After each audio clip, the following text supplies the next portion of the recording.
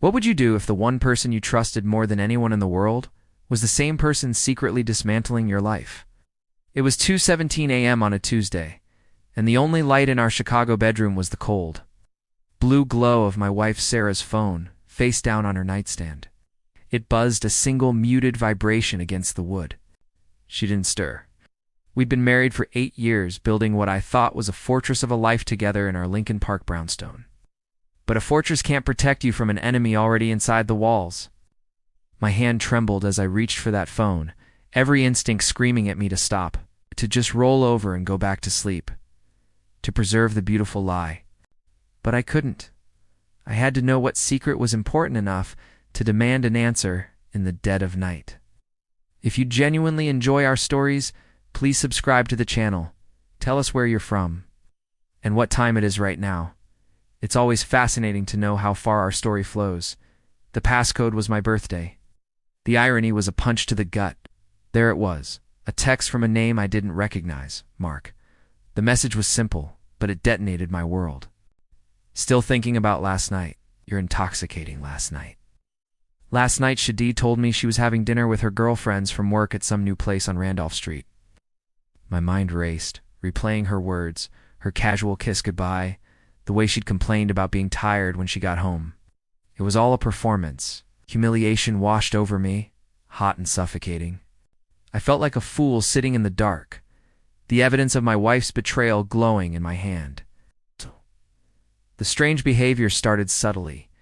The late nights at the office, the sudden need for privacy, the phone that was always angled away from me. When I'd ask, she'd deploy a cool, almost bored tone. It's just work, honey. You wouldn't find it interesting. She made me feel small, intrusive for even asking.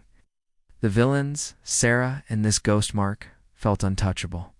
They were living in a world I wasn't allowed to enter, a world built on my trust and my money. One evening, I found a receipt from the Langham Hotel tucked into her coat pocket. It was for 2 cocktails, dated the previous Saturday when I was visiting my sick mother in Naperville. The cold, hard proof was piling up, each piece a new crack in my sanity. I confronted her, my voice shaking as I held up the receipt. She didn't flinch. Instead, she turned on me, her eyes like chips of ice. Are you going through my things now? My God, you're so insecure.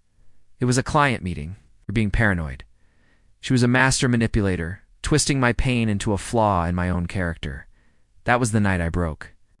The man who had stood tall at our wedding, promising to love and protect this woman, was gone. In his place was a hollowed-out shell of a man, drowning in a sea of lies. But as the sun rose over Lake Michigan, something inside me shifted. The grief curdled into a cold, hard resolve. She had mistaken my loyalty for weakness. She was about to find out how wrong she was. I would not be a victim. I would be the architect of her downfall. The first step was gathering proof. Irrefutable proof. I hired a private investigator, a grizzled ex-cop who operated out of a small office in the Loop. He was expensive but worth every penny. Within a week, I had a folder thick with photographs. Sarah and Mark, a slick-looking finance bro, leaving a hotel in the Gold Coast, their arms wrapped around each other, kissing in a dimly lit booth at a restaurant in River North, laughing together on a park bench, looking like the happy couple I thought we were. Each photo was a dagger, but I forced myself to look, to let the pain fuel the fire. I learned that Mark was a partner at a rival firm. He was married too. The hypocrisy was staggering. Next, I set the traps. I contacted a top-tier divorce attorney, a shark named Ms. Albright, who had a reputation for leaving her opponents with nothing but the clothes on their back. We met in her sterile high-rise office overlooking Millennium Park. I laid out the evidence. She listened, her expression unreadable, then gave me a thin, predatory smile. "Mr. Evans," she said, her voice crisp, "we're going to dismantle her." Following her advice, I began to meticulously separate our finances, moving my own earnings into a private account.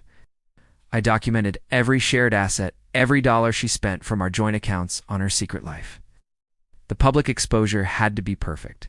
It couldn't just be a legal victory. It had to be a social execution. Sarah's charity gala, an event she chaired every year, was the perfect stage.